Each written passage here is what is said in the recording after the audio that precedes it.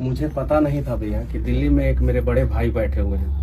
हम तो भाजपा सरकार से भी अनेकों सवाल किए हैं, बहुत सारा वीडियो बनाए हैं, सवाल किए हैं। कभी भाजपा वालों ने मेरा गर्दन दबाने का प्रयास नहीं किया। बिल्कुल आपने जो किया, मैं सदा जीवन भर ऋणी रहूंगा।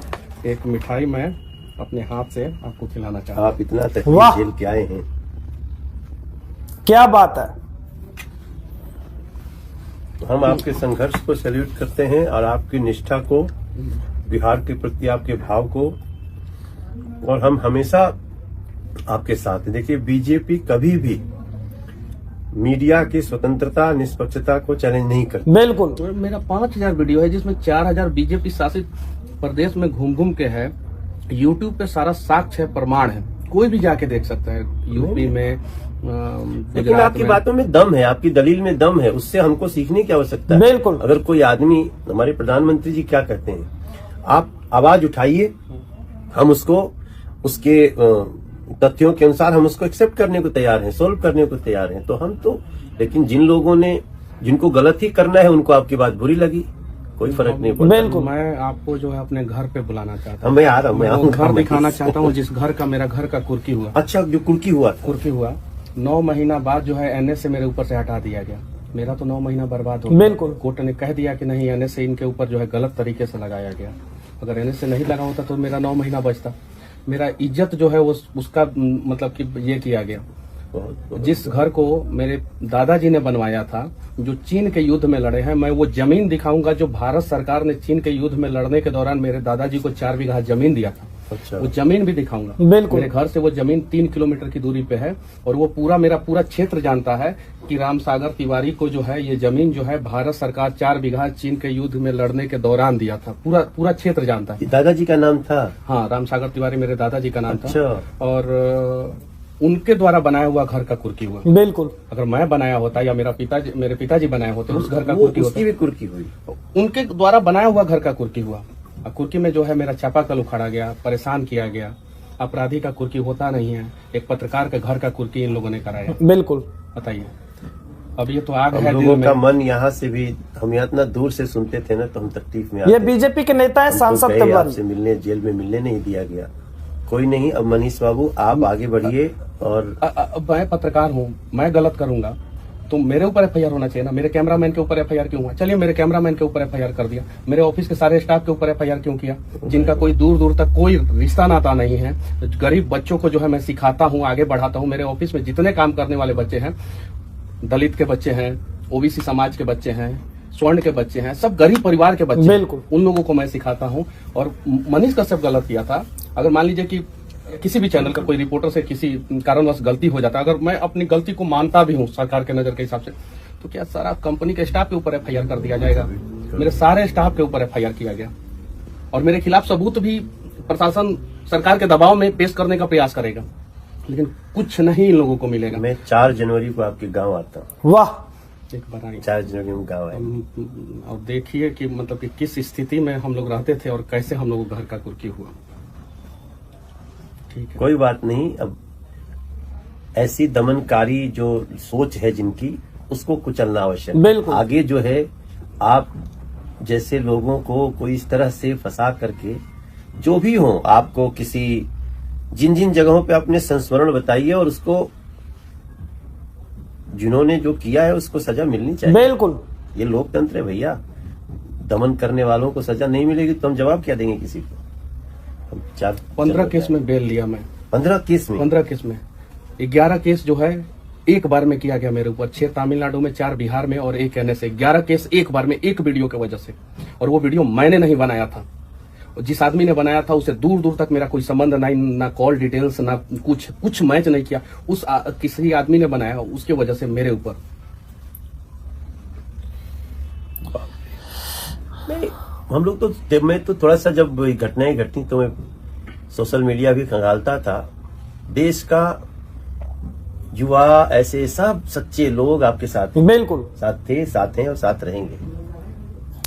हम आपके गांव आएंगे। चलिए एक बार आएंगे 4 जनवरी को। दोस्तों, ये है सांसद जो है मनोज तिवारी और बीजेपी के नेता हैं। ये अच्छे खासे नेता हैं।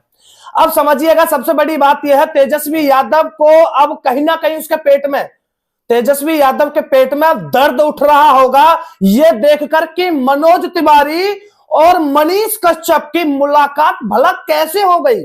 ये देखकर तो बड़ा दर्द उठा होगा इस नौवीं फेल अनपढ़ गवार को, इसमें कोई शक नहीं है। और अब वो दिन दूर नहीं कि जब मनीष कश्यप हमें नेता के रूप में जिस दिन नजर आएगा, वो दिन भी अब दूर नहीं है दोस्तों। ये सबसे बड़ी बात है। और बड़ी बात यह है कि अब आने वाले टाइम में जो ये नौवीं फेल अनपढ़ गवार की जो सरकार चल रही है, जो जंगल राज चल रहा है, जो ये भ्रष्टाचार चल रहा है, ये चर्रा चोर चल रहा है, जो ये यानी कि बिहार के अंदर नाश करके रखे हैं, अब इनका जो है जितना भी एजेंडा चल रहा है ये सबका धरा का धरा रखने वाला है। और ये धरा का धरा उस टाइम रह जाएगा जिस टाइम मनीष कश्यप आगे चलकर और इलेक्शन लड़ेंगे, इसमें कोई शक नहीं है। बहुत जल्दी मनीष कश्यप आगे बढ़ेंगे और बहुत जल्दी नेता के रूप में नजर भी आएंगे। लेकिन अब बिहार के लोगों को इसी तरह मनीष कश्यप का साथ देना पड़ेगा, इसी तरह मनीष कश्यप के साथ कंधे से कंधा मिलाकर खड़े रहिए। हम कहते हैं कि एक दिन ये बिहार बदलेगा और ये तेजस्वी यादव का जो एक घमंड है रावण की तरह, ये घमंड भी टूटेगा। क्योंकि घमंड तो रावण का भी नहीं चलाना, तो तेजस्वी यादव तू किस खेत की मूली है भाई, तो तेरा भी घमंड ज्यादा ना चलने का। हमें पता है, पूरे बिहार को पता है कि तू घमंड में जीता है, हमें पता है, हम अच्छे से जानते हैं। लेकिन सबसे बड़ी बात यह है कि जहां पर बिहार की जनता चाहेगी ना, वहां पर जिस टाइम चाहे उस टाइम बिहार की जनता बदल देगी, बिल्कुल, इसमें कोई शक नहीं है। लेकिन बड़ी बात यह है कि जितने भी ये भ्रष्टाचारी हैं, अब इनके पसीने सिर्फ माथे से नहीं, इनके पिछवाड़े से भी निकल रहा है। यह देखकर कि मनीष कश्यप और मनोज तिवारी जी की मुलाकात हो गई। और दूसरी बात, मनोज तिवारी जी अब मनीष कश्यप के घर पर भी जाएंगे, जहां पर मनीष कश्यप के घर की कुर्की की गई थी अवैध तरीके से, अब वहां पर भी मनोज तिवारी सांसद जो है वो जाएंगे। और मनीष कश्यप ने बिल्कुल साफ कहा है। और सबसे बड़ी बात कि मनीष कश्यप की देखिए, ये खूबी तो देखिए, मनीष कश्यप ने वास्तव में बीजेपी के ऊपर भी काफी वीडियो बनाए, यानी कि इसलिए बनाए जहां पे जो चीज गलत है और वो गलत दिखाया। लेकिन मनोज तिवारी ने क्या कहा कि हमें आपकी बातों से कुछ सीखने को मिलता है। मोदी जी भी इस बात को कहते हैं कि नई नई बातें आए तो और सीखने को ही मिलता है। पर लेकिन अनपढ़ गवार जो है, नौवा फेल, इसको सीखना ही नहीं है, क्योंकि इनको आदत पड़ी हुई है चर्रा चोर की। अब ये चारा चोर नहीं करेंगे तो इनका वो घर का कुठला कैसे भरेगा भाई? इनका घर का कुठला भी तो भरना है ना। तो चर्रा चोरों की तो आदत बन चुकी है, उन्हें तो कुछ सीखना नहीं है। उन्हें यह नहीं है कि भाई एक बंदा आकर इतनी आवाज उठा रहा है, इतना कुछ दिखा रहा है कि कहीं ना कहीं वो सच्चाई है। अरे वो तो कम से कम देखना चाहिए, वो तो समझना चाहिए कि वास्तव में वो बंदा सच्चाई दिखा रहा है। इन चर्रा चोरों को तो देखना नहीं, लेकिन कहीं ना कहीं अब इन चर्रा चोरों की आंखें बड़ी बड़ी हो गई है ये वीडियो देखने के बाद कि भला मनीष कश्यप और मनोज तिवारी जी कैसे मिल सकते हैं। अब सोचिएगा, अब बड़ी बात यह है, क्या मनीष कश्यप जो है वो बीजेपी में ज्वाइन होंगे? ये तो आने वाला टाइम बताएगा, समय बताएगा और क्या रहेगा। बाकी मनीष कश्यप को बिहार के लोगों का साथ देना जरूरी है। अगर आज तुम मनीष कश्यप का इसी तरह साथ दोगे तो आने वाले टाइम में 100% बिहार बदलेगा और बिहार को बदलेगा मनीष कश्यप बदलेगा। बाकी आपकी क्या राय है, कमेंट जरूर करिएगा। सभी को जय श्री राम।